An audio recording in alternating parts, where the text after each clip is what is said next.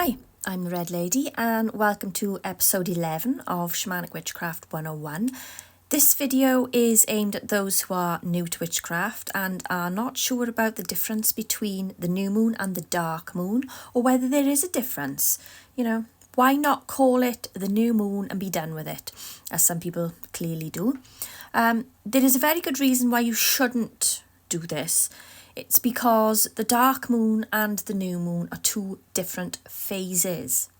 They are not the same thing, and I see a lot of confusion going on with this.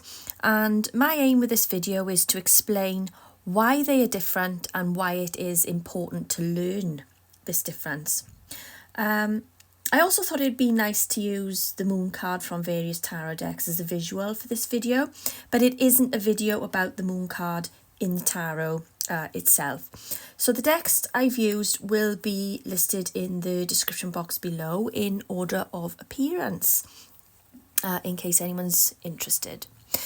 Now, I don't know why this irritates me as much as it does, but it does.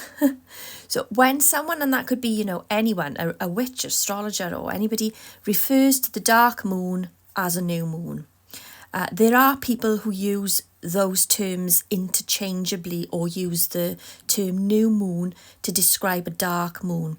And coming from an energetic standpoint and from a visible standpoint of what you can actually see or not see in the night sky, it's not accurate and it makes no sense whatsoever.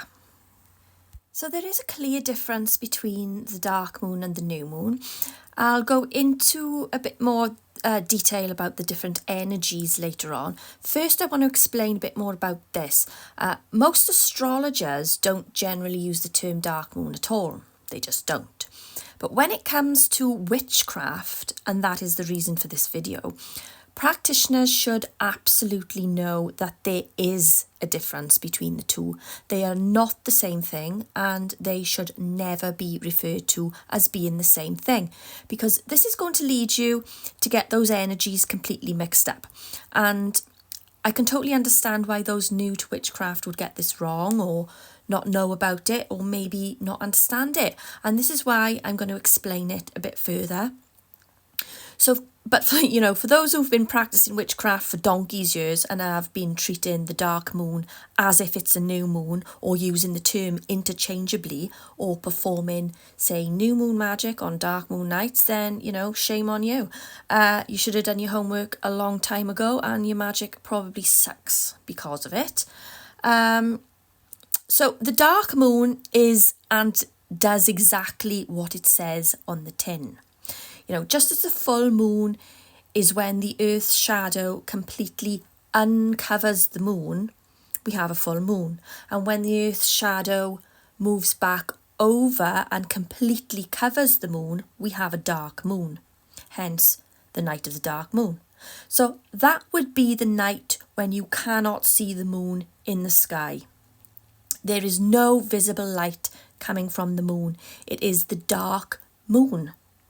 Now, the new moon will appear a few days later, when the Earth's shadow begins to move away again, and it begins to reveal just a sliver of the new moon.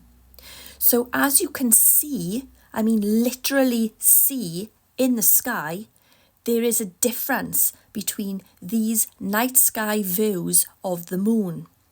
And those different nights with those different views of the moon are going to bring different energies.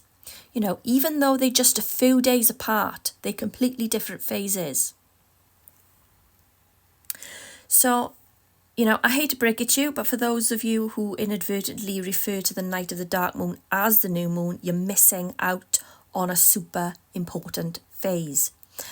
More so will you be, wrong when you're trying to do new moon magic on a dark moon night. It will completely clash because, and that's going to mess the energy of your magical work up. Or at the very least, it's going to render it weak and a little bit pointless from an energetic standpoint.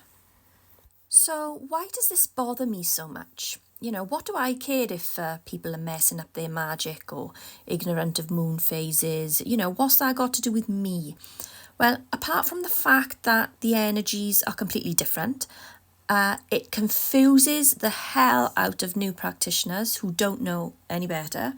And I just explained the visible difference to you.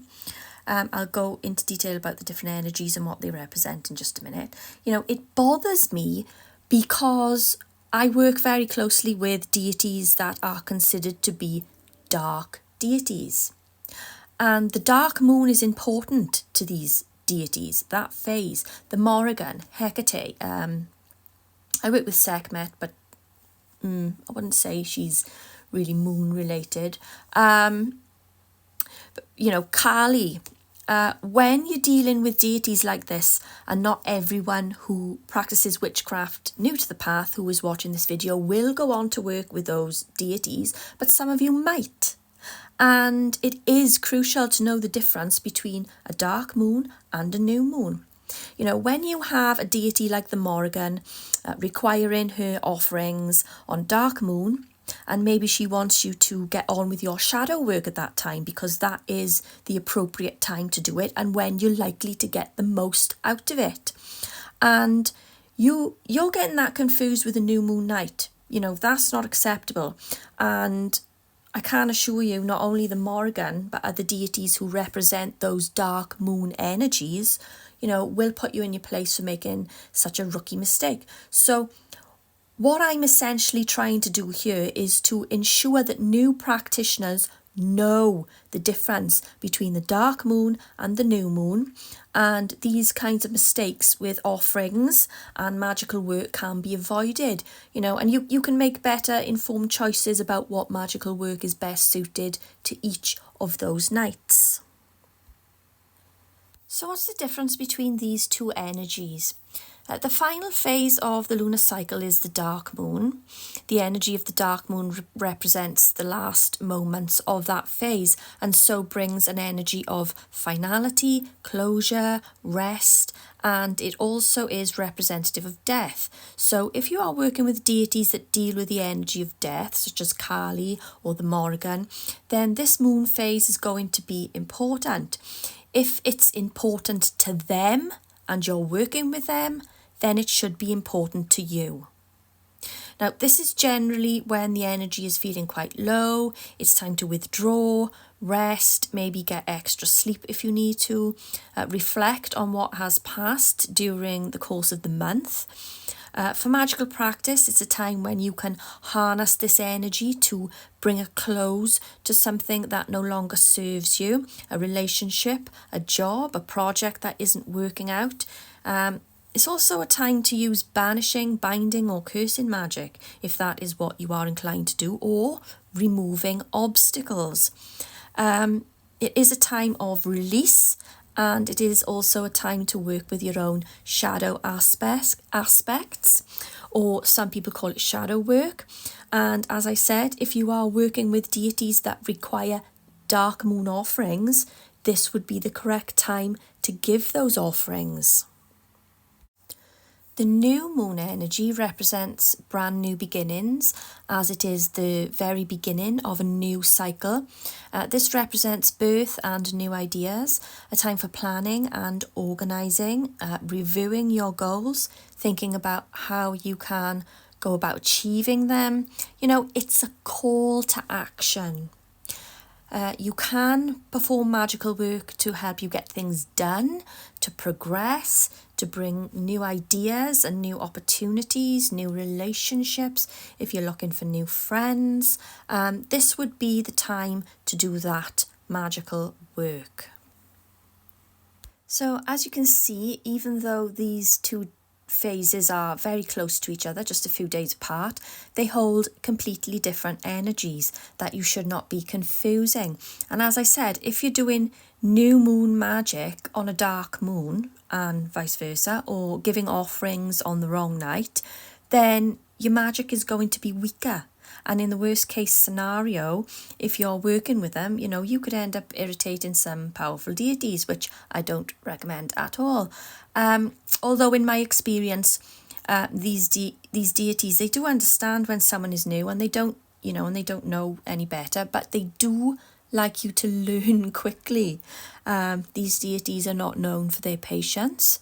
On the other hand, when people have been practicing witchcraft for decades and they still refer to the dark moon as a new moon and still doing the wrong kind of magic on the wrong night because they don't work with the darker deities, and so it doesn't matter to them.